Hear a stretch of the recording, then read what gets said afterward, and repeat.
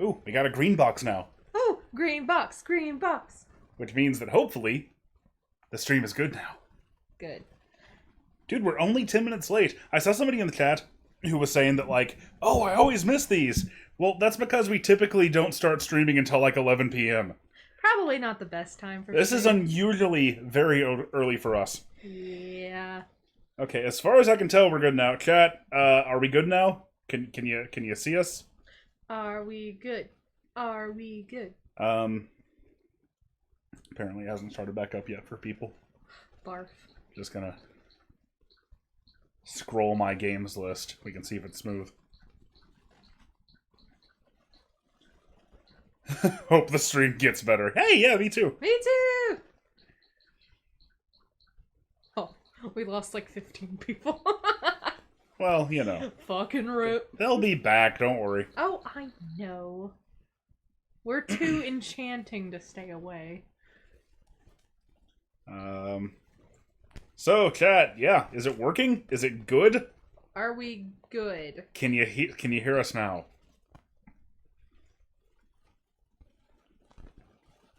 Oh, man. Oh, it's going. Oh, we already got super chat. A user, thank you. Thank you, a user. Nah, chief, this ain't it. Here's $5 though. Keep it the good word. Thank you. I appreciate. Do you mean the thing on my title card isn't it? I'm not sure what you mean by this ain't it. Also, my chat here has just stopped updating now, so that's fun too. But yours is still going. I think we're going though. I think we're good. No, we're good. I think we're good. Yeah, it's a scrolling. Okie dokie. Sorry about Hello, that, everyone. It ain't a Geek Critique stream unless something goes wrong. All right. Y'all ready to play some Yooka-Laylee? Too bad it's not out until tomorrow. Losers. That's not nice. We shouldn't do that. I'm just kidding. I'm just kidding. I would never. You really think I would seriously come on this stream and call our beautiful, wonderful people who watch us losers? I mean, it'd be like an instance of the pot calling the kettle black. You know. So now I'm a loser. No, I mean if they're like, they like my content. Wow. You love me. If they're losers, what does that make you? Hey, how about this Yooka-Laylee in the Impossible Lair? I've been playing. I played quite a bit of this game yesterday, but out of respect for spoilers, I'm just gonna. I think I'll just start a new save file so that way, if you guys don't want to see too deep into the game, it's up to you if you want to like hop out at any point. So, oh, and people are complaining about the light theme. Oh my god. That happens every time. I can't show my Switch menu without people complaining about the light theme. I don't know why I want to live in darkness. See, I knew immediately as soon as I made that thumbnail calling it the best platformer since Sonic Mania that people would talk about Celeste, and we'll get into that. We will. But first things first, I want to talk about this game in and of itself, because I feel like it's kind of setting itself up to be a sleeper hit right now. It comes out tomorrow. By the way, this initial loading screen on the Switch version Really long. is very long. Yeah. You know, it was announced just a couple of months ago. It kind of came out of nowhere. Like there were no hints as to what Playtonic had been working on since work wrapped up on the original Yooka-Laylee.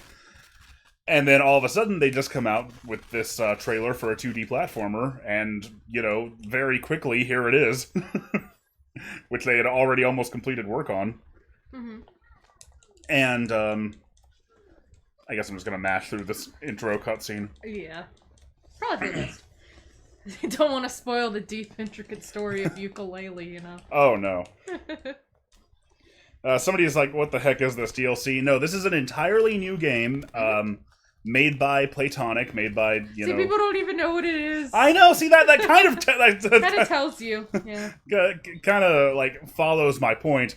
Like I said, I'm not hearing a whole lot about this game outside of, like, you know, the usual Rare/Playtonic fan communities, like DK Vine, mainly. Yeah, but I mean, I get it. I didn't even know how to feel about this game when it first got announced.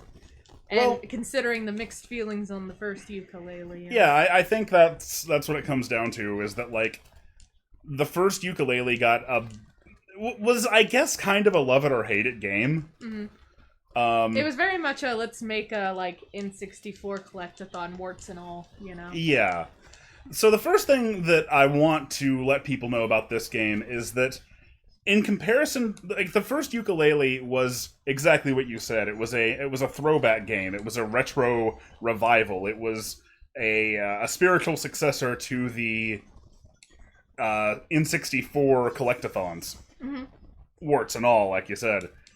This is not that. This is not like a throwback to the Super Nintendo Donkey Kong Country games. It's not. It's very much taking a lot of inspiration from more modern platformers like Tropical Most Freeze. notably, Tropical Yeah. Returns and Tropical Freeze. Hey, look! Speaking of DK Vine, Slush is playing it too. Ooh. So I guess I'll explain a little bit about what just happened there and what the story is. Because it's very cool how it works, actually. Really, I just started playing this game today before the stream, so I'd be like, you know, I know what I'm talking about. And, like, I'm really enjoying it so far. How do you feel? I mean, like I said, I couldn't freaking stop playing it at all Yeah. yesterday. It was almost all I did. Yeah. But yeah, do you want to explain what's, like, happening in the story since you just saw it? Or what this field is all about? Yeah, okay. So, alright, the setup of game is that you gotta beat Capital B, but he's, like, in this level called the Impossible Lair. That's the name. And it's super fucking hard. So, like, each level you beat, you rescue a member of the B-Tallion. And they give Which is currently surrounding him. Yeah, and you get that shield that he has right there.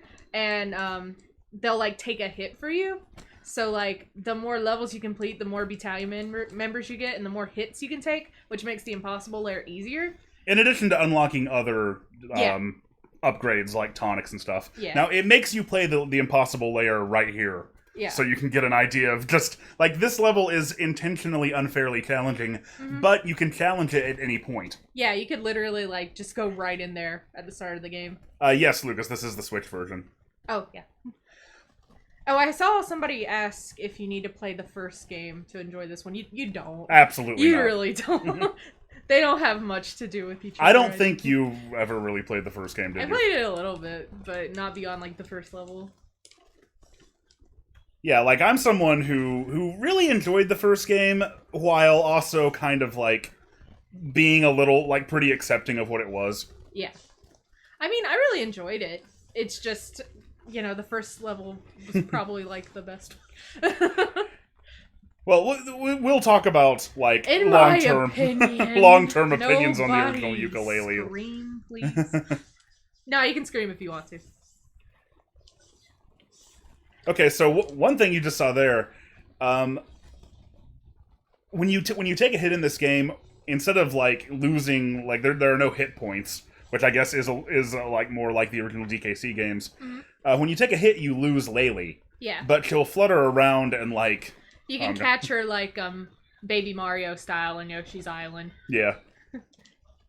So as long as you can get her back, like, yeah, see, he just lost her right there. Yeah, but, like, you can jump into her and get her back. But if you take too long, she'll fly away, Yeah. and you'll be missing some of your abilities. But you can get her back a little, like, later on at these little bells. So my first time playing this, I died right here to that spinning.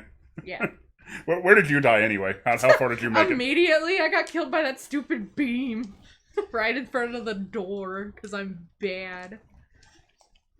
But yeah, see this shit? Oh man! Hard. Yeah, there it is. you got fucking bellied. Yeah. So, sort of like Breath of the Wild, at any point, you can go to the Impossible Lair and you can try to beat the game and you can try to finish the final boss. Yeah. Which I'm sure some people are gonna do that, and it's gonna be insane. Gonna do, like, a no-B run. Yeah, and I'm interested to see, like, what happens if you do that. Like, I'm sure there's some sort of a special ending or, like, special dialogue that'll happen if you manage to do that. But boy, it would be difficult. Yeah. Because, like, I've tried it one other time after getting, like, I think about 15 hits and, like, unlocking some tonics, and I only made it 11% of the way in, even with all that. Yeah, it's really, hard. really tough. Stuff flying at you from everywhere. I see somebody saying I'm getting Link's Awakening vibes. We've been, I was playing a ton of Link's Awakening a couple weeks ago when it came out on the Switch, and that is actually very salient to the overworld. Oh yeah. Mm-hmm. If you've watched, like, I think I talked about it in, like, the Sonic Advance 3 video, you know how I generally feel about, like, overworlds. I feel like they're, like, a little bit of a tacked-on waste of time in most situations. Mm-hmm. So it's really surprised me how much I've been enjoying this one. And indeed, it is, like, more than anything else probably comparable to, like, a top-down Zelda game. Yeah. But we'll get into that as we go on. It's very unique. And it does some really, really, like, special and innovative things with, like, the levels. Yeah, it does. So... And also, let's just talk about the superficial things. Like, visually, it's very beautiful. Yeah. Like, the animations are so good, and everything is it runs so smoothly. Like, I feel like one problem with the original Yooka-Laylee was a problem of, one, expectations. Yeah. Two, it was Platonic's first game, and it was a very ambitious one. Oh, yeah. Even though, Platonic, of course, was comprised of a lot of former Rare staffers, so it's not like it was their first game, but as a company, it was their first game. Yeah. Three, the fact that they ran a Kickstarter and therefore had to, like, focus a lot of development on meeting those Kickstarter promises. Yeah. Which is, for some pretty, I guess, tertiary game mechanics and elements. Yeah. So, actually think the fact that this game has, like, so little hype behind it right now anyway, might actually, like, I sort of went into this with no real expectations. Like, I was like, oh cool, Platonic's making, like, a 2D platformer. I'm looking forward to seeing what this is. Yeah, I was, like, genuinely pleasantly surprised when I heard, like, all the good reviews it was getting. Oh yeah, it's been getting ridiculously good reviews. Actually, So my thumbnail, I keep hearing that, I keep seeing outlets who were reviewing this game calling it the best platformer since Donkey Kong Country Tropical Freeze. And, of course, I consider that just an insult, so...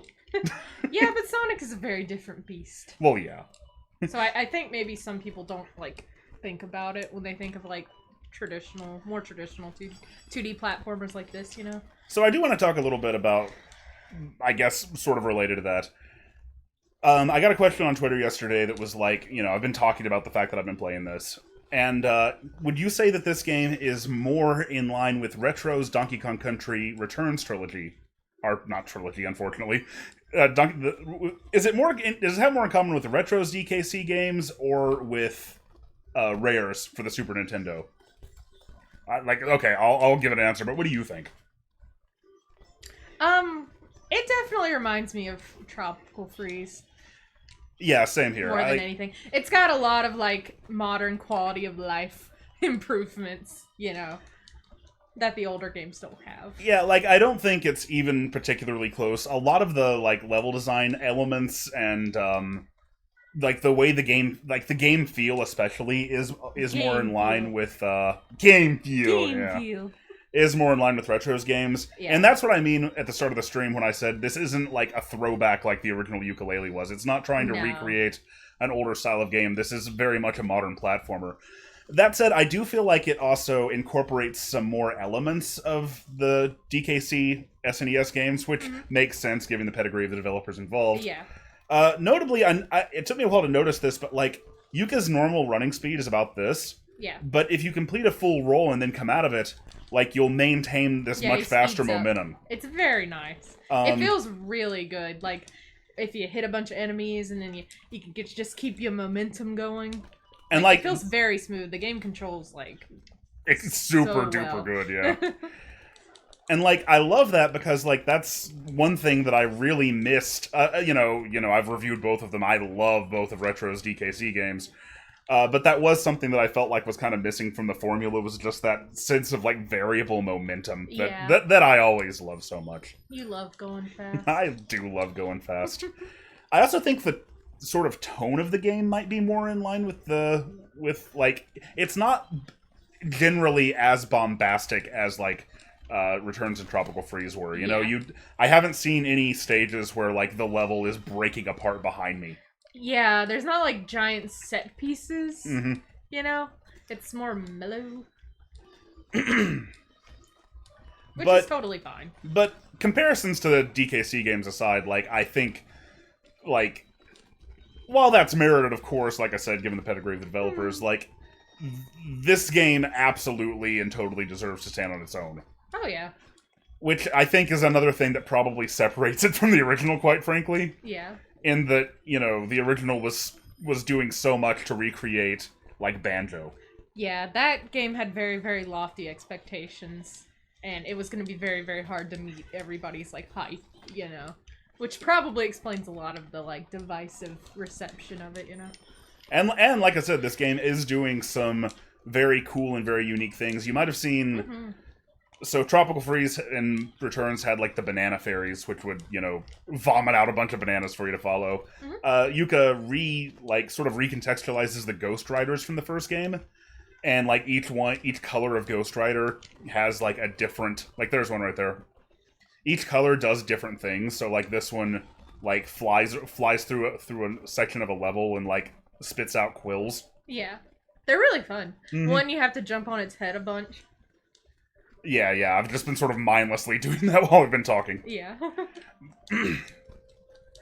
And, like, it's also pretty impressive that, like, all the collectibles... By the way, these are the level checkpoints. It's also pretty neat, like, all of the collectibles seem to have, like, good functions. Yeah. By the way... Like, you can use quills to buy tonics and stuff. By the way, another aspect of Laylee is that when you don't have her, not only, like, it's a pretty tough game. This first level, of course, doesn't start out too hard, but it's definitely ramping up. It does get tough. When you don't have Laylee, you can't do this little mid-air spin attack, and you also can't do the buddy bounce. So, like, if I didn't have Laylee right there, I wouldn't have been able to get down there. Yeah. So, like... And she lets you, like, hover in the air a little bit longer, you know? Yeah, that's this thing. Yeah. But yeah, like, as I've been getting, like, honestly, at first, when I first started playing it, my initial inclination was just to play it, like, exactly like Tropical Freeze, and so that's kind of what I was getting out of it. As I've gotten more into it, and I know you've been seeing me doing this, but, like, the roll jumping, like, the amount of distance you can get out of a roll jump, combined with Laylee's little fluttery thing, is just really, really good. And like I said, the controls are super tight and super precise. Really tight. Like, you can tell the guys who made this game have been doing it for years. Oh, yeah. We should probably start paying a little more attention to the chat now. Although, I think that's sort of gotten my initial thoughts on the game out of the way. There's a very basic overview, but what about you? Oh, that's a good question. Does Laylee affect your swimming capabilities? You know, I don't actually know. I almost always have Laylee. Yeah, I'm usually pretty good about getting her back as soon as I lose her. Yeah, compared to Tropical Freeze, this game is... I keep saying Tropical Freeze as a stand-in for Returns and Tropical Freeze, just to understand that. This game is a little more friendly about, like, making sure you keep your partner. Like, if you die, you'll respawn with her. Yeah, we will. Sure, okay. I just got a comment that said, feels pretty sponsored. So, I guess do you want to address that? Yeah, we're not being sponsored. We just really like the game. That's... I mean, I am absolutely an incredibly biased fanboy of Rare and Platonic. I won't... And I love cute shit, so... I'll cop to that. Of course, though, the fact that we have the game now... Like, nobody asked me to do this. Just some... I know someone at Platonic who, like, offered to, like, give me a code. There was no, like, incentive there about, like, hey, you need to review it, you need to stream it. Yeah. I just played it all day yesterday and was like, okay, I need to tell people about this. Yeah, we just really wanted to stream it and share it with you guys, like give you a sneak peek, I suppose. But still, like I said, do keep in mind, I'm a very, very long time, like, Rare fanboy, so of course this is going, like, filter my thoughts through that, I guess. Yeah. Let's see. Oh, Yuka cannot eat the enemies like Yoshi, but he can, like... you know, hit stuff with his tongue and get it in his mouth and spit it out at people. And his face is really funny when he does it. Yeah, that's sort of the replacement for the barrel mechanic from Donkey Kong Country. Like, that's how you pick up enemies and stuff. So, let's see. By the way, I should also note that this, like, when I was playing this game yesterday, what kept striking me is that, like, the game's controls seem like they would be perfectly playable with a Super Nintendo controller. Mm-hmm. And I have one of those 8-bit DOS SNES controllers, so that is what I'm playing it with right now. Does this game make you feel like a chameleon? Asks Alec HONK. I brutalized that. I'm sorry. Does it make me feel like a chameleon? It makes me feel like a chameleon with a bat on its head, yeah. So, how would you compare this? Like, I don't know if you can really compare this game to the first game because they're both very, very different. Oh yeah, very different kinds of They're genre. like almost two different genres, you know. They're both platformers, but they're very different types of platformer. Let's see. Alright, it's a couple of questions here. Laser V4 wants to know, could I still like it if I didn't enjoy Tropical Freeze very much? It depends on why you didn't like Tropical Freeze very much, I suppose. Yeah. Like, I'd have to know a little more. Somebody says, how much does it cost? I believe it's going to be $29.99. That's not bad. How long is the game? What's the minimum amount of time it would take to beat it? Well, I mean, hypothetically, you could take on the impossible Lair immediately and beat it in no time at all. So, like, 30 minutes to, like, who knows? I'll say I played it for about 6 hours so far on a different save file.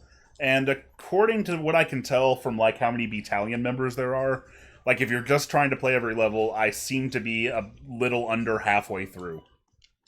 So that's another way that I guess this is, like, a modern-style platformer in that,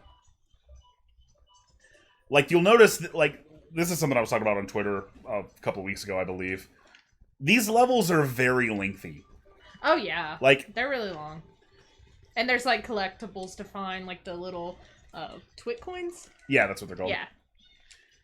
Like, even if you're just running through them, as, like, trying to speed run them, I think these levels are still, like, you know, pretty beefy. Yeah, they're very beefy.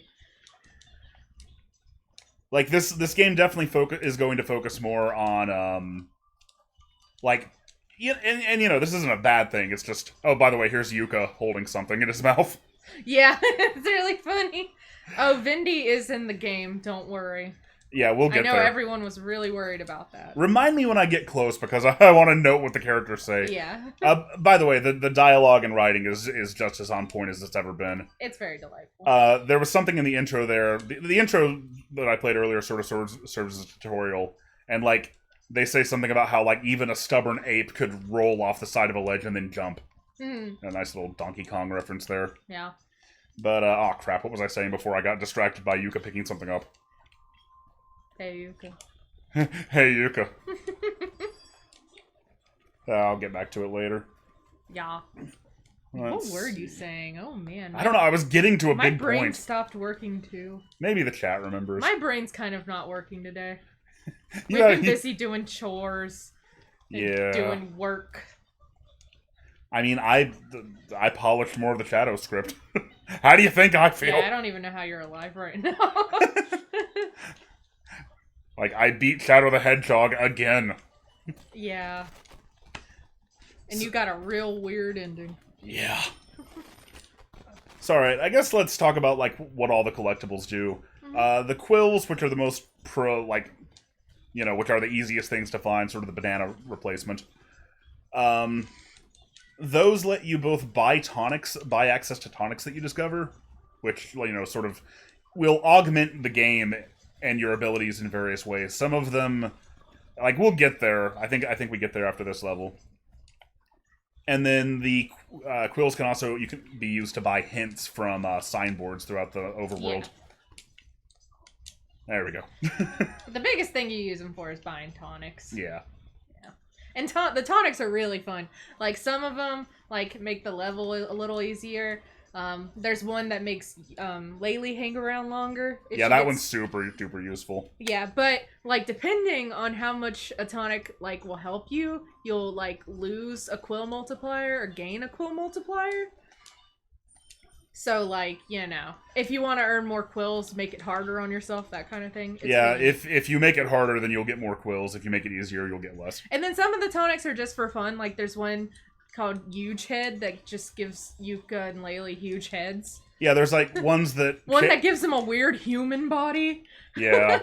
There's one that changes. There's ones that like change the resolution and the color palette to that of the Game Boy or the NES. Yeah. And I believe the N64 as well, but I haven't unlocked that one yet. One that changes the aspect ratio to 4:3. Yeah. It's yeah, really fun. And those do not affect your quill count. Yeah, no, they're just for fun. But yeah, like I said, I'm just really like it's really surprised me, honestly. Like I was looking forward to it anyway, but like the idea that essentially an indie developer could like pull off a game that's even in the same conversation as Tropical Freeze with like what is probably a fraction of the budget. Yeah, it's really just because you know, I guess they're just that good and they know what they're doing to that extent. So Diego G says, so is this the conclusion of the Retro Studios Donkey Kong trilogy? I mean, I wouldn't consider it that. I know you're probably just joking, but like, I would still hope for that. Yeah. But it is definitely very, very good. Like, I'm hesitant at this point because it's, you know, it's not even brand new yet. It's not even out yet. But like, it's hard to like rank it in the pantheon of like this team's previous games. Yeah. But, you know, all I can say right now is that, like, if you enjoyed Tropical Freeze, like, no doubt this is going to scratch the same itch. Oh, yeah. And I also feel like there are some things that it, like, does better or at least more interestingly than Tropical Freeze did. Ooh. And one example... Okay, well, one example is, like, these bonus rooms. Like, Tropical Freeze had, like, just the same rote collect all the bananas bonus rooms that the first game did. Yeah, I do like the bonus rooms. Like these just seem like there's actually some very, very like creative takes on that. Like there are these enemies that jump whenever Yooka jumps. So there's this one that kind of seems like it's like an idea from a Mario Maker stage or something. Where I guess I was going the wrong way there. Yeah, you were. Where like Yooka and Laylee are like locked in this little area, but you have to guide an enemy by timing your jumps as he runs. Yeah. You have to guide an enemy to like the end of a zone, and like that's how you get the coin. Oh, someone wants to know if you can remap buttons. I don't believe so, but let me check. Yeah, I feel like they maybe wouldn't let you do that on the Switch. No, you at least on the Switch. I'm sure. Obviously on PC you'll be able to do it, but on the Switch version anyway, no, you can't remap buttons. And someone else asked if you think, what do you think of the aesthetic? Because they think it's kind of bland.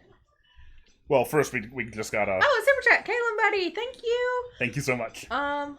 You the MVP. He says, time to go to Hyrule Castle and oops, wrong game. Yeah.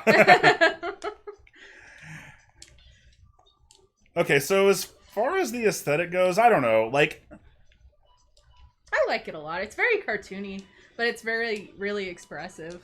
I think it's cute. I can see why maybe some people would think it's bland, but I will say, in comparison to like Returns and Tropical Freeze, what I was saying earlier about the budget, there are occasionally some things in here that make it look a little indie.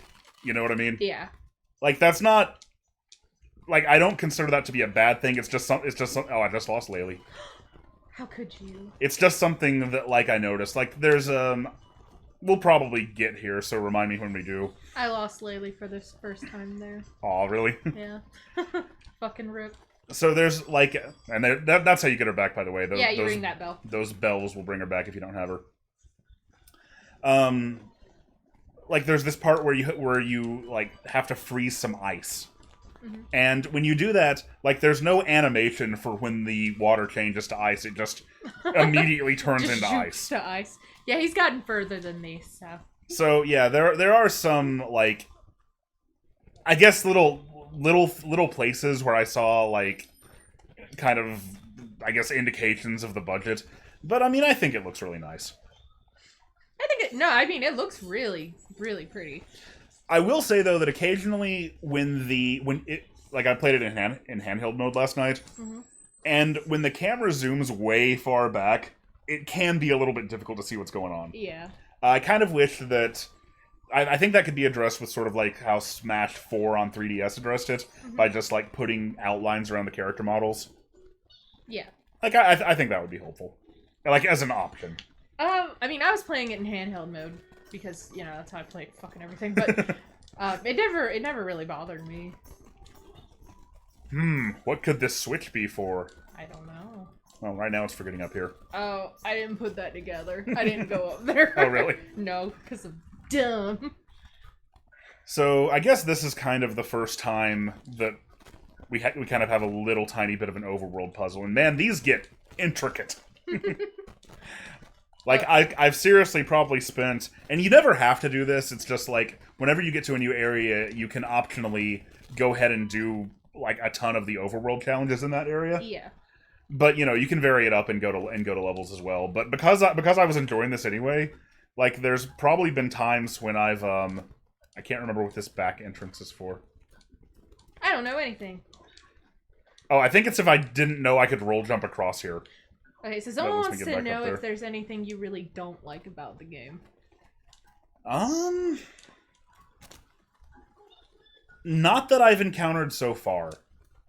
I don't think so. You love everything.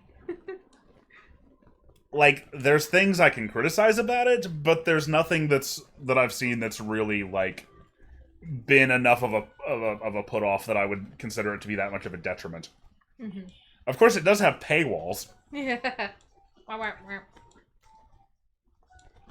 So this is what the twit coins are for. These block off, like, the next areas of the overworld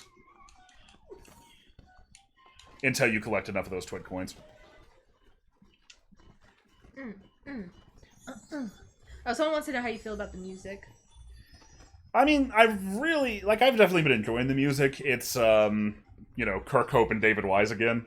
Yeah, it's definitely more subdued. Yeah, I think it's really nice. Like, I think it's more of a tonal thing than a, I was vibing. Yeah. Oh, there she is! Yeah! So I like this. Hey kids, it's me, Vindy! Gah! It's you. Vindy is kind of a horrifying character design. Yeah. She really is, though. Let's see, does the game have animal buddy equivalents? I don't believe so. Like, no. I feel like I would have surely gotten to them by now. Like, you have Laylee all the time, and she's your #1 animal buddy. Well, yeah, but... Why would you need anyone else? I mean, you know, riding around on the back of a frog or something, that'd be cool. If there were gonna be animal buddies, what would you want? Like, what kind of animals? Yeah. I'd want a giraffe. Giraffe would be good. Like, named... Giraffe. I guess, like, I want Stretch. I wouldn't want them to be like Donkey Kong Jungle Beat style, like rip-offs of the original Animal Buddies. Yeah. I'd want a giraffe is good because it's like that would be like a unique gameplay element. Mm-hmm. Like you use the giraffe's neck to slingshot you across the level, catapult you across the level. But yeah, as far as the music goes, like, it is more subdued, but I think that's largely more down to the tone of the game. Yeah.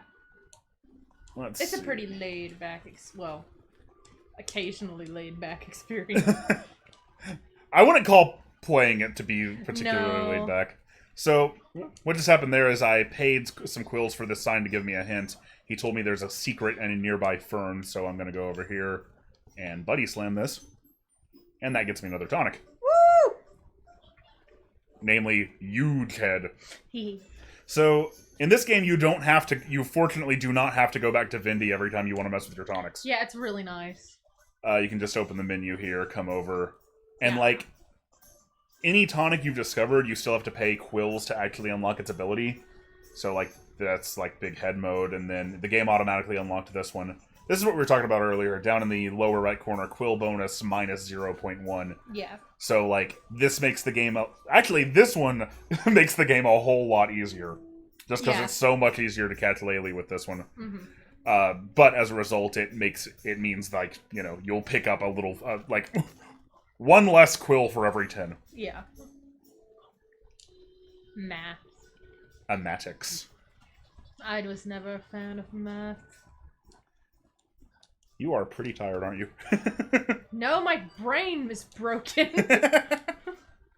You have a headache. I've been staring at a computer screen for like 10 years. And now we're staring at 3. Whee! Who needs eyes? People are like, well, I saw somebody say, yeah, way better than New Super Mario Brothers. I mean, I've liked all the new Super Mario Brothers games, but yeah, of course it is. It's more inspiring.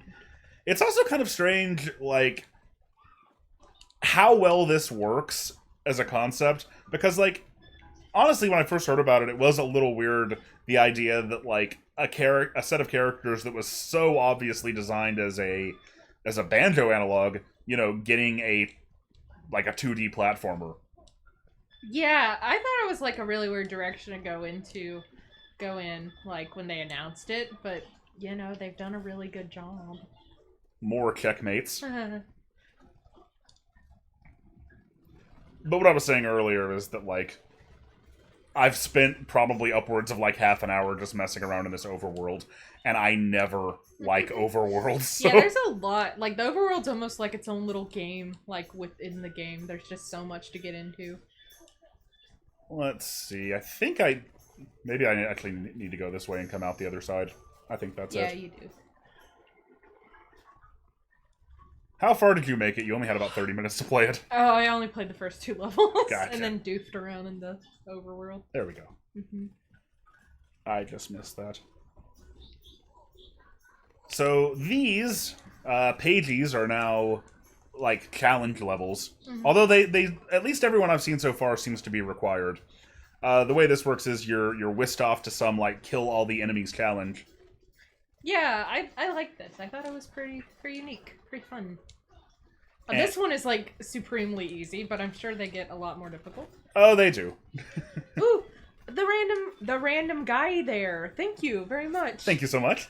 You champion. When Banjo GBA remaster? He asks. What are you talking about? The Banjo GBA game. When's it getting remastered? Oh yeah, I see. Okay, no, because it's over perspective. Okay, I see why I thought of that now. BC Media says best platformer since Sonic Mania, huh? Bold statement, Cotton.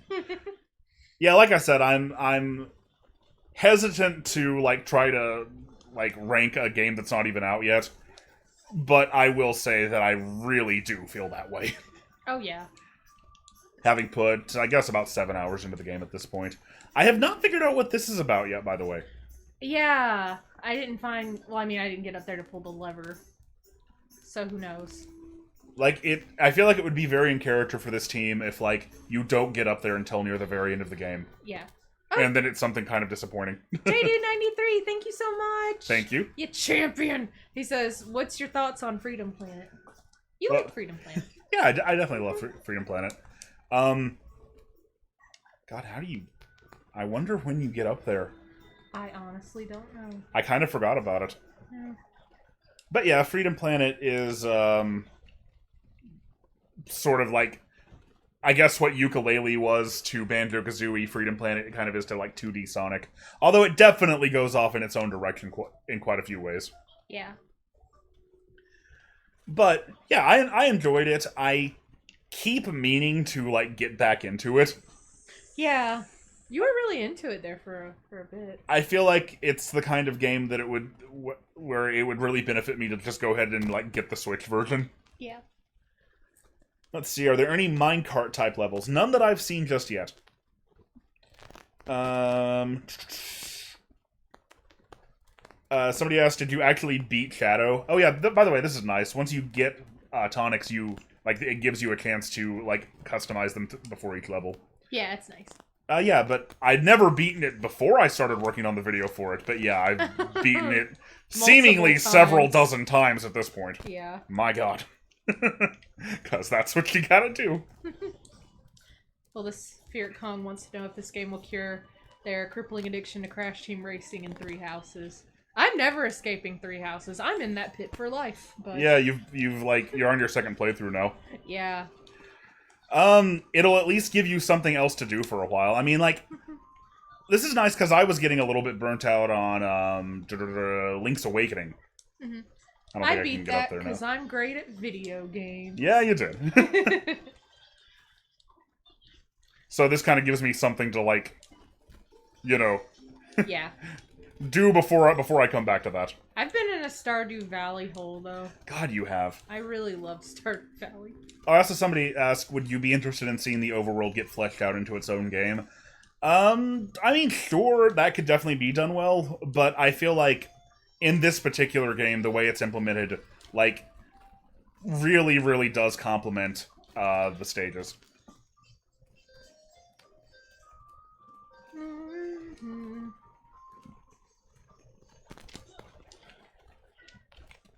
Hang on just 1 second here.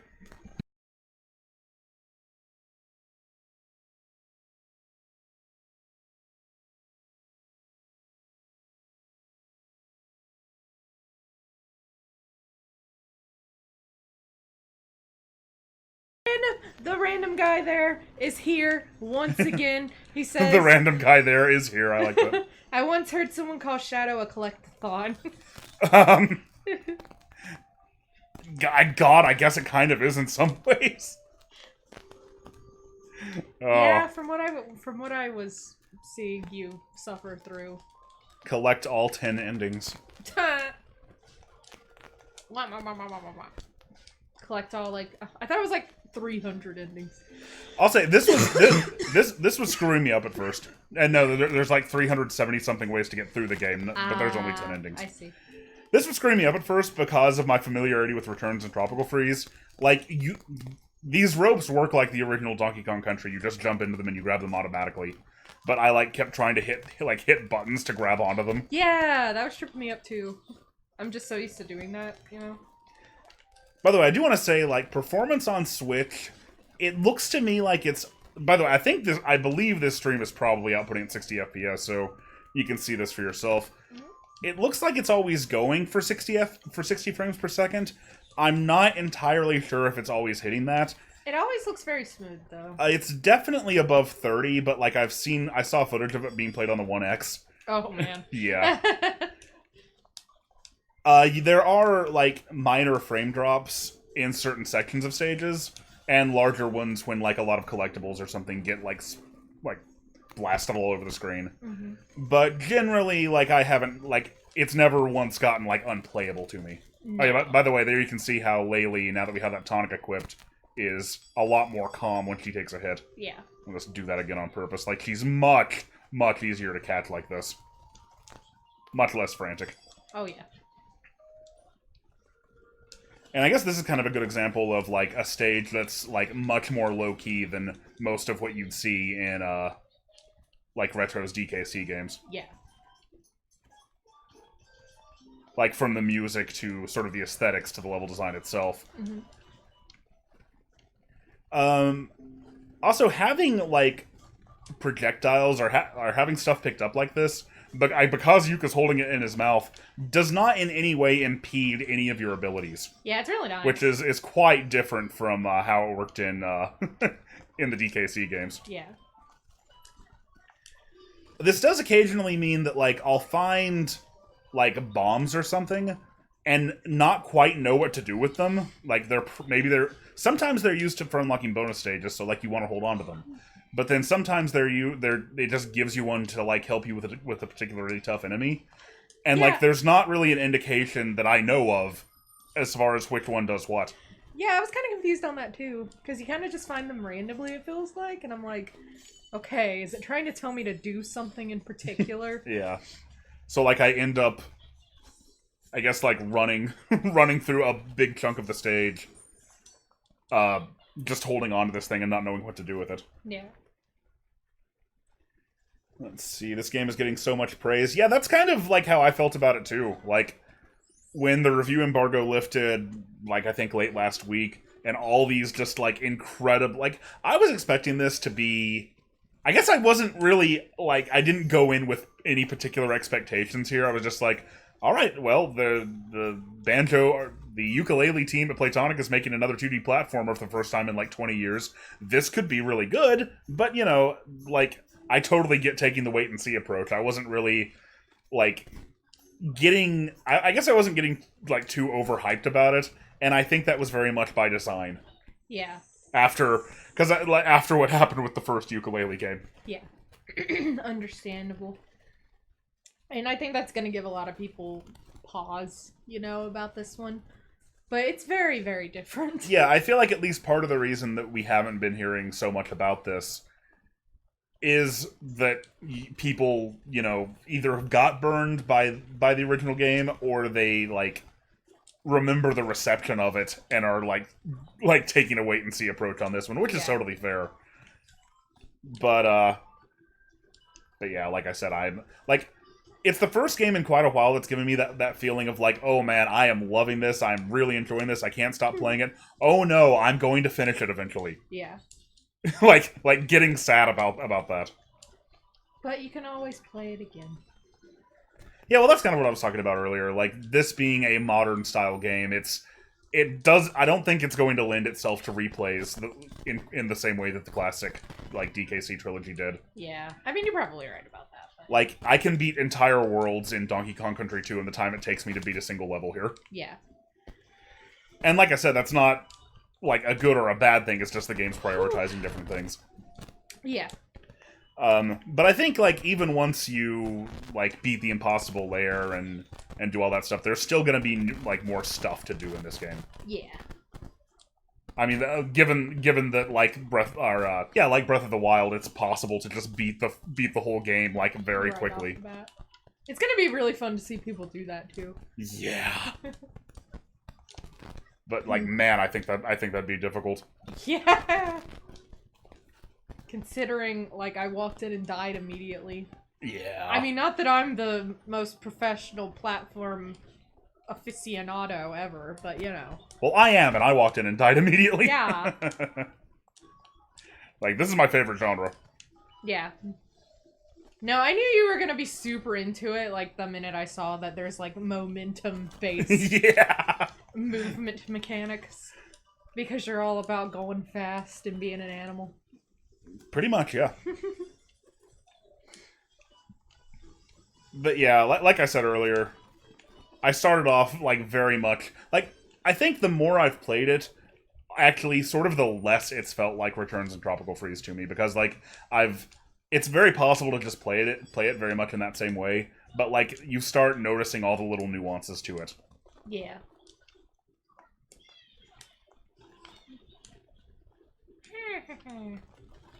I think I need to jump on both of those guys and then bounce up to that Ghost Rider. Oh, yeah. But that's okay. Yeah, a couple of times I noticed there was, like, a little secret nook up there, but I already defeated, like, the enemies I need to get up there, and I would get very sad. Yeah, that's pretty... that's pretty common to this style of game. Yeah. Let's see, how does the impossible Lair work? I guess we should explain that again. There's probably more people who've shown up. Yeah, you can challenge the impossible Lair at any time, but it's really fucking hard.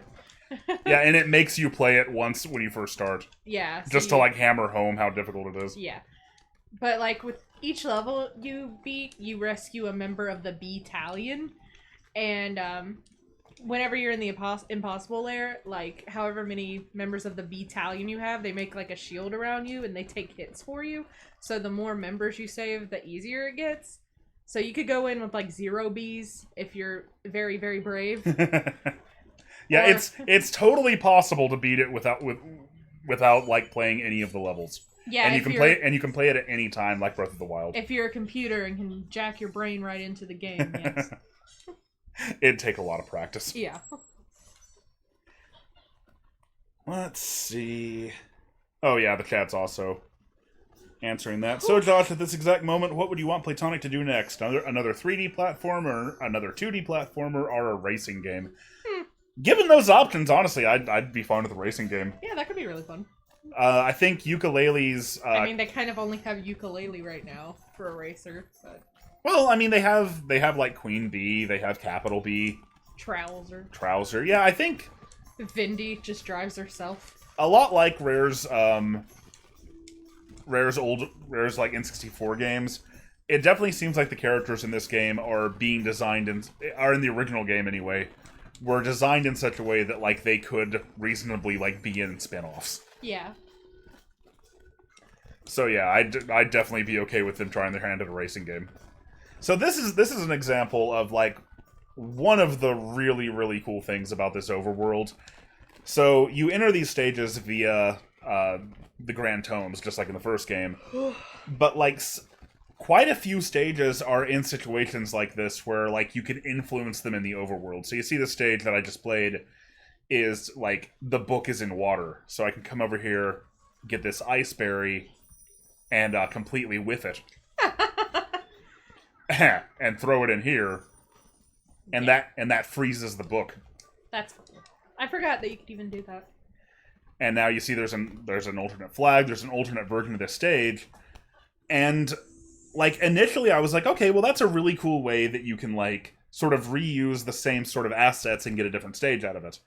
But like a lot of these actually change up the levels in some like very, very different ways. Like there's one where like the normal version of the stage is like bright and sunny, and then when the alternate version is like taking place at night and has just a completely different feel to it. Yeah.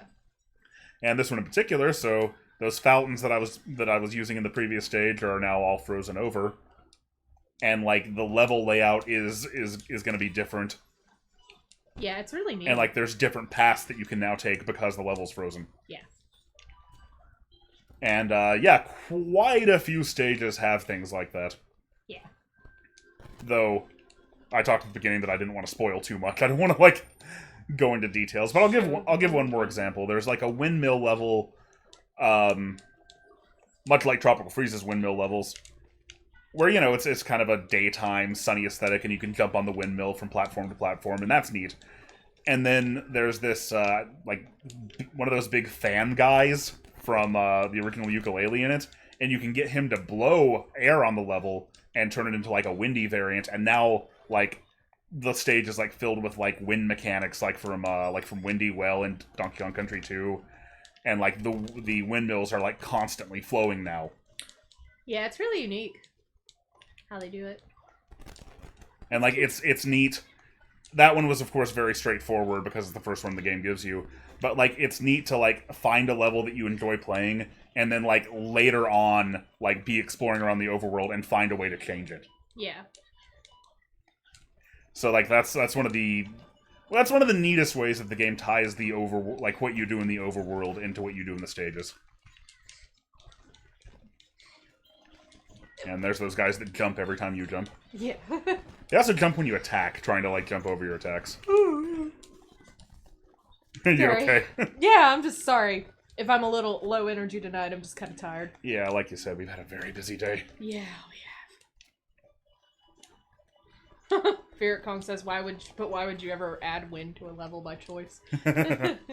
Because you like to live dangerously. One that I really liked and definitely the most challenging level I've seen so far. And by the way, I've noticed too that the like alternate versions of stages tend to be like quite a bit more challenging than the original versions. Yeah. But there was this one factory level where it was a pretty standard like get through the factory type stage. It was pretty fun. And then the alternate version of that one, like the whole factory is on meltdown, and like there's this laser following you, and you have to like get through the entire stage as fast as you can. Yeah. Like you're kind of on a time limit. It reminded me a bit of Stardust Speedway Act 3, and that's never a bad thing. You're like racing to the end, and that was the most difficult level I've seen so far. That was the only time when the super guide equivalent has shown up. Yeah. Oh, Charleon Rigaro wants to know, hey Josh, what game would you want Retro to make that's not Returns 3? Metroid Prime 4, the thing they're making anyway. Like, it's either one or the other, What about another Diddy Kong Racing? Honestly, I'm sure Retro would do a phenomenal job with that. They did a phenomenal job helping out with Mario Kart 7. Mm-hmm. But... Oh, I didn't even know they helped in Mario Kart 7. Yeah. Yeah, they designed... I don't think it's known exactly what they did, or how much they did, but they're generally, like, credited as designing the Donkey Kong track from that game, which also showed up in Mario Kart 8. Oh, that's really cool! It's in Mario Kart 8 as the one Donkey Kong-related track for some reason. You know why. I know why. Rub. Mecha Shadow says, "Is that your wife?" That's my fiance. Mm-hmm. So I'm soon. basically his wife. So this is what I was talking about earlier. That graphically, there are some things I've noticed where that look a little indie, I guess. Like, and a great example of that is the way that this water changes into ice without any animation on it. It's nothing that really affects the gameplay, but it is noticeable. Yeah, I can forgive little aesthetic things like that when the whole rest of the game looks so stellar, I see somebody answering a question, I suppose, about, it looks like somebody asked, does this game fix what was, what was bad in the first one? But, they're very different. This is a completely different genre. Yeah, I keep seeing people ask if they're related in any way, or if, this game's gonna spoil the first game, and it's really not. I mean, they have the same characters, but, I guess if you're really worried about the story in the first game, this probably does spoil it. But, how much is there really there? Yeah. But I get some people really care about that. I think the plot of the first game wasn't really the point. It was more, the character dialogue and interactions that was more fun. Yeah. Let's see. Any more questions in the chat? I'm happy to answer anything about this. Questions in the chat. Give us questions in the chat. Yeah, there's another, do I have to play the first game to play this one? No, you don't. Absolutely not. There's... There's nothing... There was no, world-ending twist at the end of the first one. Well, that's a spoiler! How's that a spoiler? People might not want to know that. I'm sorry. It turned out that Laylee was actually Dixie Kong the whole time. I just thought that... I'm sorry. If people genuinely feel that as a spoiler. I apologize. Oh, you know how people are about spoilers. Yeah, I know. Somebody asking, did you like the Dragon Quest XI demo? Because they saw it, I guess, on the... on my home screen at the beginning. I've been playing the Dragon Quest XI demo a ton because I really love Dragon Quest.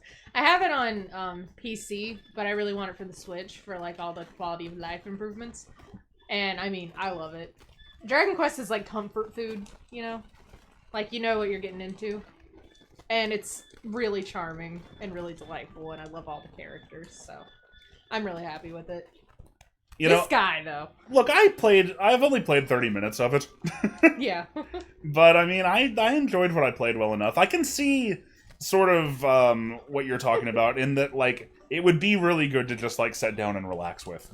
Yeah. And the, the ability to speed it up so much in the Switch version would really help. It really helps, yeah. That being said, a big part of the appeal of those games is the story and getting to hang out with the characters. Yeah. And I was just making you mad by skipping each and every cutscene. Because that's 70% of the point! I know! And it's so good! Dragon Quest is so charming. It's so charming. I feel sad. Look, I totally I totally respect Dragon Quest and what it does. Why don't you want to be charmed? It's just, it's probably not really my kind of game. But yeah, Fear of Kong, you basically played none of it at all. I played 30 minutes of it, what do you mean? Nothing compared to the other 99 and a half hours. The demo, though, if you're interested, the demo on the Switch version is incredibly generous. It lets you play 10 hours. Well, not exactly 10 hours. It lets More you... or less. By the time you get through what it has to offer, you'll have been playing the game for 10 hours. Yeah, and they let you carry over whatever progress you make into, the full game when you get it. It's really nice. So, if you're interested, I'd definitely check out the demo. Oh, yeah, this guy. There's one more. There he is. When I did this the first time, I was like, wait, what? Oh, no, Dragon Quest is fun to play as well. It's just, it's comfort food. Pirate Kong's like, so you didn't play any of it at all. Yeah. Yeah, half an hour. I was skipping the cutscenes in my defense. Oh my god. Let's see, somebody asks... What's the difficulty of the game? I'm gonna assume you're talking about this game and not Dragon Quest. This game, I would say, I'm pretty freaking comfy with it at this point, so I've probably been making it look a little bit easier than it is. But it started giving me trouble, I would say, as early as the second level. Yeah. I started, losing Laylee, I started dying. I will say this game doesn't have any kind of a live system, though. Which I think is a great fit for this particular style of 2D platformer. Yeah. When you, like, Mario Odyssey style, when you die, all you lose is like, some of your quills that you're holding in that particular level. Yeah. So this is another example of the level changing. Like, neat! Like, all the way back here in Chapter 2, Factory Fright, we can now swap this, move the river over there, and now it's Factory Fright flooded. Woo! I see somebody saying, Seacliff, saying they couldn't get into Dragon Quest because they feel like the combat and skills are too simple. I don't think it's like... Dragon Quest is kind of like the first JRPG to, like, do that stuff, you know? It seems like the point of it, and the reason that people like it, is that it is very, very simple. Yeah, like, I really suggest watching Tim Rogers' review on Dragon Quest XI, because he goes into a lot of this, and he says a lot of things that I agree with. Yeah, that's kind of one of those videos that I'm always talking about, where, like, I watch it, and it's like, okay, this still isn't ever going to be my kind of game, but I understand why the people who love it so much, and, like, I love videos like that. Yeah.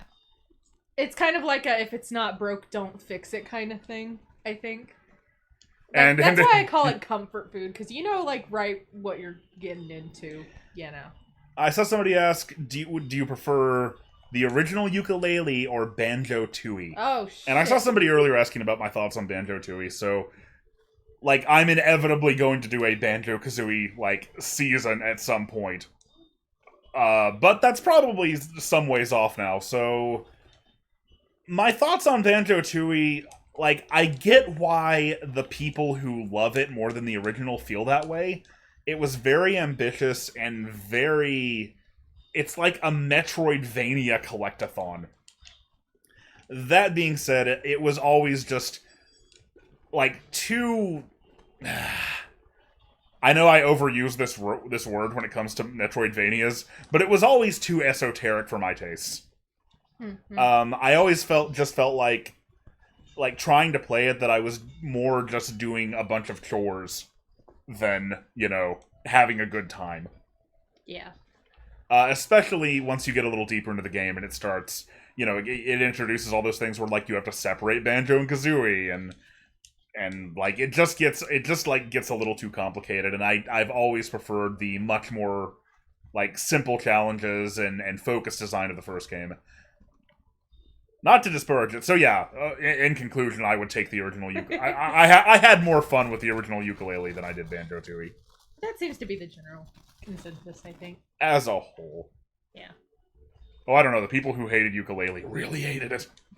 Well, I mean, when it comes to Banjo-Tooie and Banjo-Kazooie. Oh, yeah, okay. Yeah. Taking Yooka-Laylee out of the equation. Yeah. So yeah, this stage, which originally had no water in it whatsoever, is now a water level. It's really neat. That's my motto of the night. It's really neat. That's what you say when you got a bad headache. I can't help it. Actually, I mean, you've been working on something very special for us. Yeah. If you want to tease that. I'm just working on a new shirt design.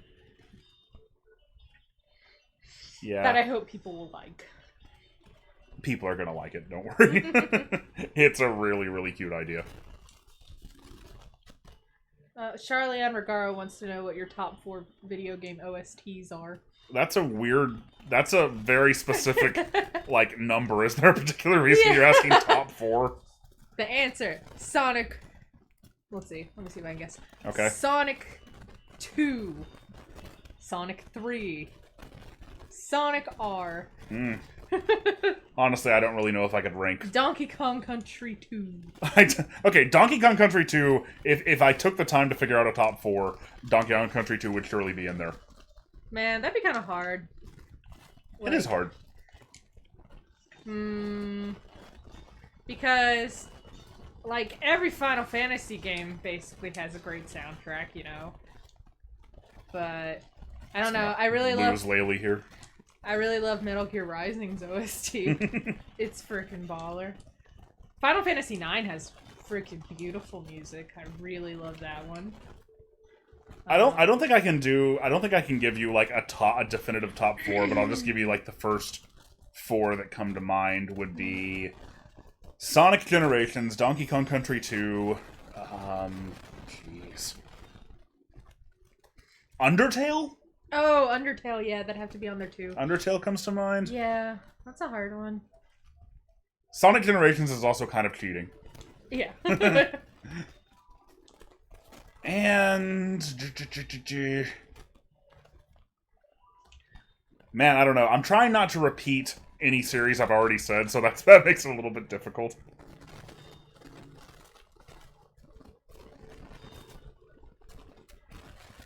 Oh, and Bridge Zone. Just not the entire Sonic 1 Master System OST, just Bridge Zone.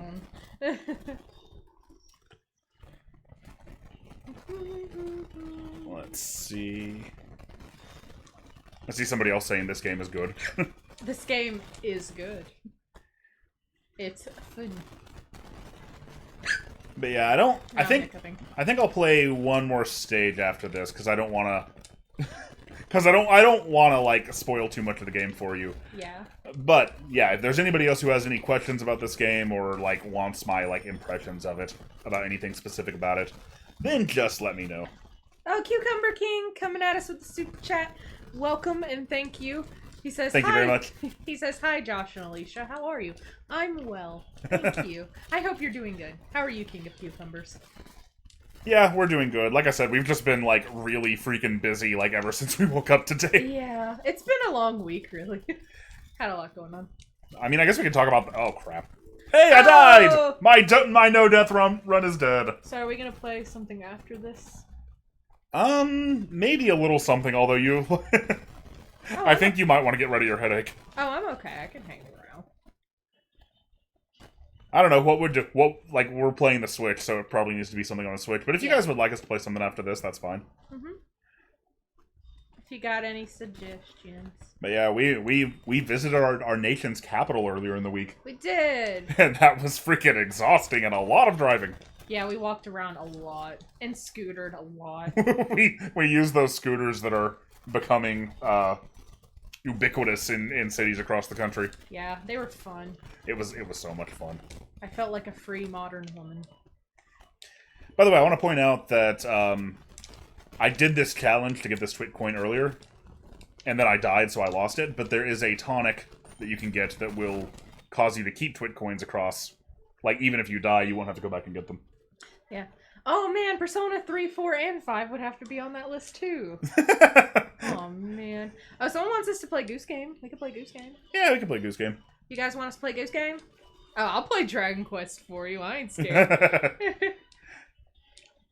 Although you'd have to play on my account. Yeah, true. Because Alicia betrayed the whole point of the Switch and got a Switch Lite. It was cute, and I always play handheld anyway. Well, now you can't stream for all of our great fans. Blah, blah, blah, blah, blah, blah, blah. That's what I have to say to you. Ooh. Oh, these guys are tough. Why don't you just shoot them? I'm not playing Shadow the Hedgehog, thank God. Oh, I don't know if any games are not Shadow the Hedgehog anymore. I think the next Yooka-Laylee game should be a survival horror. Probably. I think this world would definitely lend itself very well to that genre. Oh, absolutely. I mean, Playtonic tried to recreate Banjo-Kazooie, and they tried now to recreate Donkey Kong Country. Next, I think it's Five Nights at Freddy's. I just think that's the next natural step for them. The logical step. I hope you don't need all the quills, because no, you do not at all need all the quills. They don't even have like a quill counter at the end or anything. No, there's way too many of them per stage. Yeah, there's not like a total per level you have to hit like the coins. Those are very much the equivalents of the bananas in Donkey Kong Country. Yeah. Although if you, like we were talking earlier about how using different tonics can like give you quill multipliers if you make the game harder. Yeah. It's very possible to just like go back to earlier, easier stages and like farm quills that way. Like I went through the first stage with a couple of like difficulty tonics on, and like got over 1,000 quills in one playthrough. Yeah. That's a lot. Very often I notice there's like secrets past the exit like this. Oh, one thing about Laylee, when she takes a hit, like, you kind of have to balance, and this was probably the primary reason that I kept dying so much earlier on.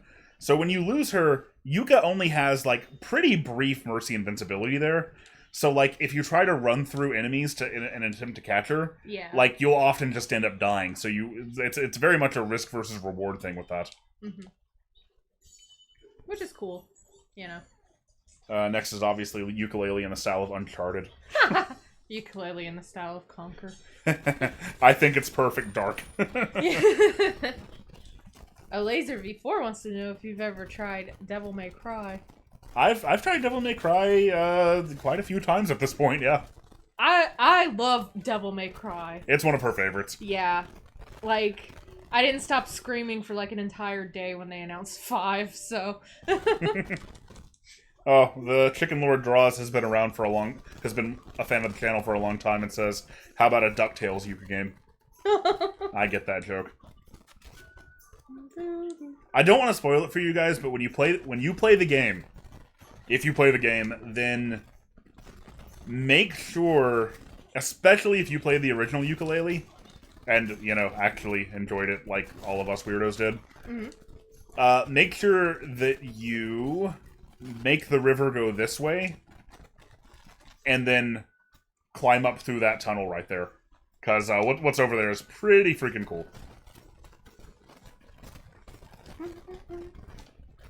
Somebody says Jet Force Gemini is next. That'd be cool. It'd be cool, but I feel like Jet Force Gemini probably doesn't have the the nostalgia or the demand for that something like this would. Yeah. By the way, another nice thing about the overworld is that it's very easy. Like, if you don't feel like running around it, you can just use this to instantly warp to any tome that you've already unlocked. Yeah, it's cool. So someone wants to know what I feel about the changes that are coming in Persona 5 The Royal. I have no ability to be included in this discussion, but go ahead. I am excited. How about that? No, I'm really excited about the new character, because I definitely want to play it again when The Royal comes out and, you know, new content. And she looks really cool. And I think they're adding the Persona 3 and 4 main characters as, like, boss fight DLC, and that's gonna be freaking awesome. I mean, it's just gonna be freaking awesome. I was about to say something, but I think it would have been a spoiler, so I'm not gonna say it. Good discretion. Yeah. But I'm very excited. I love Persona 5. It took me forever to beat it because it's very long, and I was obsessed with doing everything, but I'm really excited to play it again. Ooh, it looks like this next stage probably has an alternate mode. Like, it looks like you can unlock something right there and it'll flow down. Maybe it's water again. Gasping Glade. Oh, but as far as Devil May Cry 5, Devil May Cry 5 is amazing. Like, my hype was impossibly high through the stratosphere whenever it got announced that they were going back to, like, you know, not the other one. And hey, King K is here. Hello, King K. Hi, King K. Thank you for coming.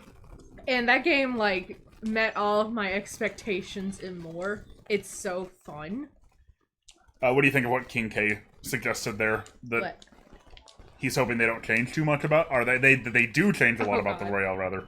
Yeah, hope they change the shit ton instead of trying to keep.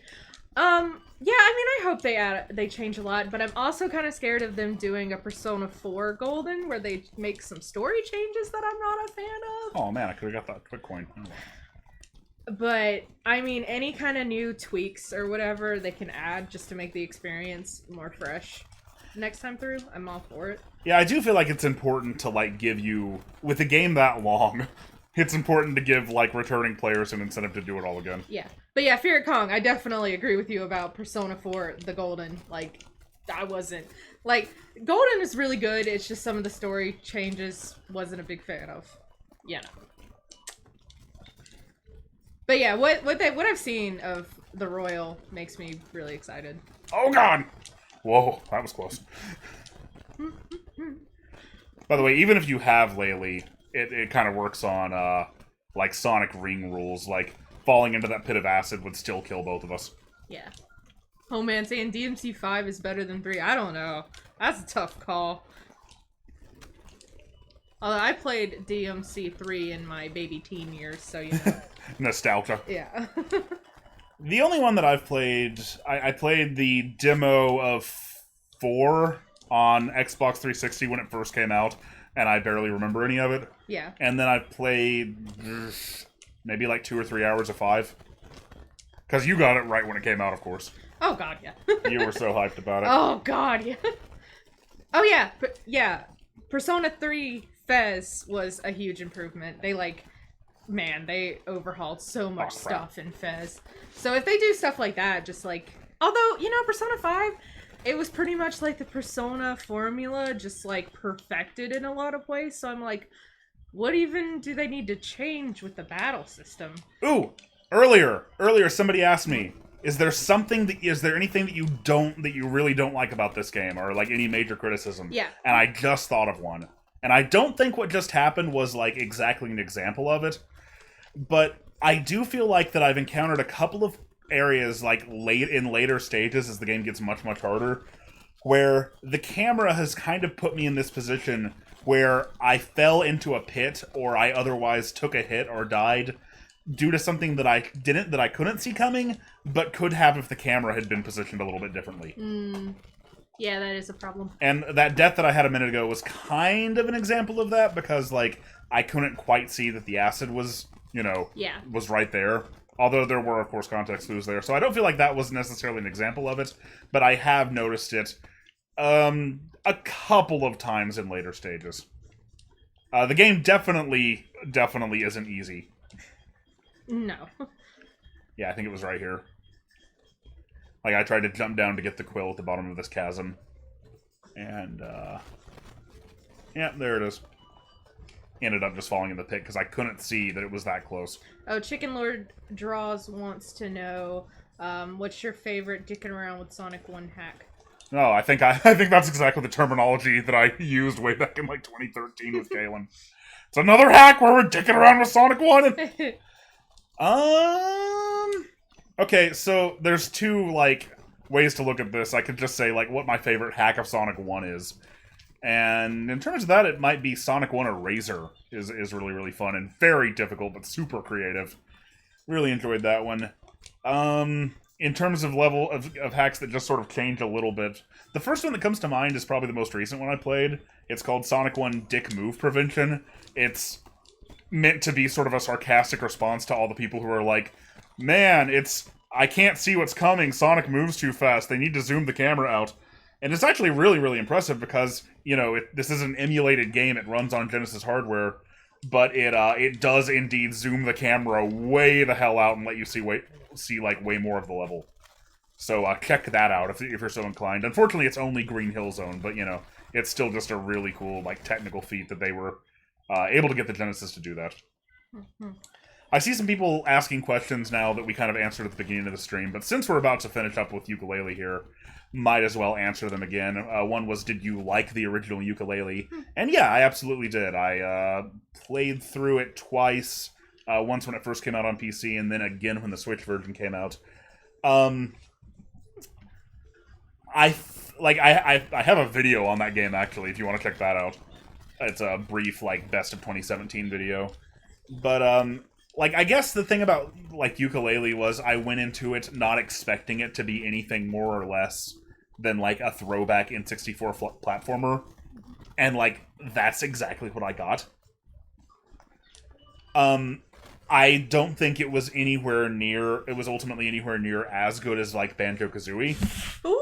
And our cat's getting on the laptop, so that's wonderful. Stacey, don't do that. It's so dangerous. But, I did enjoy what I played of it. I get why people... I get why people had problems with it, though.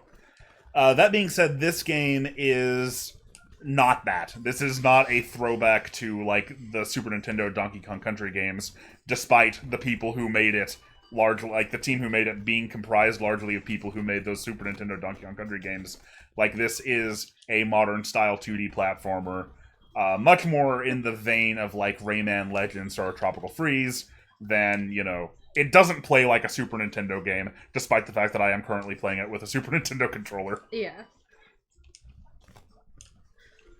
And I think it's shaping up to be quite a sleeper hit. I feel like this is a game that not a lot of people are talking about right now, the day before its release. But I think once it comes out and people get their hands on it, like, it's going to impress a whole lot of people, because it certainly has impressed me. Yeah, it's impressed me too. Oh, Laser V4 wants to know what's a game you really like but haven't mentioned in videos. I'm pretty sure on streams mentioned, like, I've mentioned like so many things. That I haven't mentioned in videos. I'm pretty sure I've never mentioned how much I love the Stanley Parable in videos. Yeah, so that's not one one you really talk about a lot. Pirate Kong says, just out of curiosity, did you ever go back and play A Hat in Time for comparison's sake? You know what? I played about an hour and a half of it like a year ago, and for whatever reason, it just didn't hook me at all. Yeah, you were really excited about it. Yeah. I only saw you playing it maybe 1 or 2 times. Yeah, I don't know. Maybe there's something I'm missing about it. Maybe I just need to give it more time. But, I think after an hour and a half, if it hasn't hooked me, then there's something there. Like, that's kind of one of those games that I'd be interested maybe to go back and play on a stream sometime and see if I can figure that out. Yeah. So, I guess we should wrap up here. Yeah. Yooka-Laylee in the Impossible Lair comes out officially tomorrow. Ooh, should I try the Impossible Lair one more time? Yeah, try the Impossible Lair.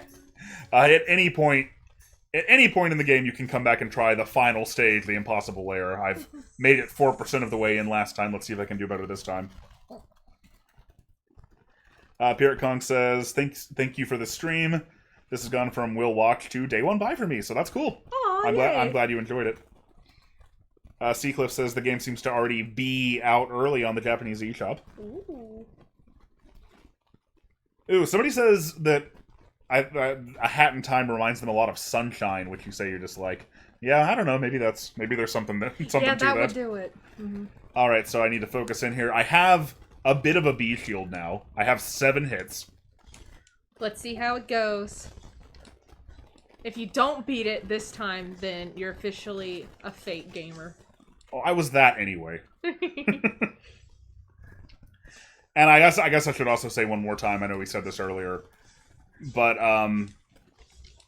this is not like in any way sponsored content. All that happened was like somebody at Playtonic offered to give me a code for this game with no like strings attached to that. I was not asked to stream this. I was not asked to review this. They know that, how much I like Donkey Kong Country and how much I like the original, and quite frankly, I have close ties to DK Fine. Yeah. No, Capital B totally looks like Gru, and it bothers me. Like Who? From Despicable Me. Oh. That movie. Oh, yeah. Yeah, I can see that. So, when I was first playing this is what tripped me up initially. Yeah. It was just getting up those platforms. This is what's gonna make me hot under the collar. Yeah, this is where I died last time, was trying to get... Oh, no. Oh, no. Oh, no. Oh, no. Okay. Oh! Saved it. With the... Oh, and no. Wait. That counts as a B hit. That's what? cool. That's so cool. Okay, so in the Impossible Lair, your battalion will save you if you fall in a pit. Though I only have 4 more. Those balloons represent where I died last time.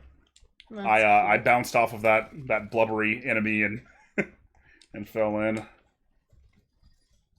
And see, this is another thing that makes it very difficult, is because like to where I am in the game to this point, I haven't seen this mechanic. This wall climbing. Yeah. So like the Impossible Lair, if you try to play it early, is also going to throw things at you that you're not familiar with. Oh man. You can do it. You have to beat it. I'm not gonna be able to beat it. No, your gamer honor is on the line. It's not. Yes, it is, because I said it was. I'm hungry. Ooh, JDude93, thank you. Thank you, JDude. He says, thoughts on Who Framed Roger Rabbit? Never seen it. I've actually never seen it either. Wow, really? Yeah, I mean, I think I saw it when I was a kid. The animation is very, very beautiful and impressive. Oh god. Especially... Oh god. What was I supposed to? What do I do here? Especially how now it's just... there was nothing I could do there. Rub. Especially how they made the like Toon characters interact with like the human people. It looks very believable. But that's about all I can say. I see a lot of people talking about I guess it's a Sonic fan project called Project Hero. I have not played it, and I'm not particularly familiar with it. Capital B's boss fight is basically Captain K. Rool. I assume you fight him again in a longer sense at the end of the Impossible Lair. Anyway, I made it 11% of the way that time, which I'm pretty sure is the furthest I've ever done. Yeah. I love that it keeps track of how many attempts you've had. Yeah. But as I was saying, Yooka-Laylee in the Impossible Lair comes out tomorrow. I absolutely love it. It really is like the title that I put on the thumbnail might seem a little bit of hyperbole, but it's not. This really is the best I don't like to use the word best. I don't like to use objective qualities like that so much. But this is my favorite platformer that I've played since Sonic Mania, easily. And I've really, really been enjoying it. And if you're a fan of, like, Tropical Freeze, Donkey Kong Country Returns, or I guess just modern 2D platformers in general, I think you're going to have a really good time with this one. It's got the Geek Critique seal of approval. Now let's go play that Goose Game. Let's go play that Goose Game. Goose Game, Goose Game. I love the Goose Game. I'm gonna drop the stream for just a second, change the title, and we will be right back. Stay frosty.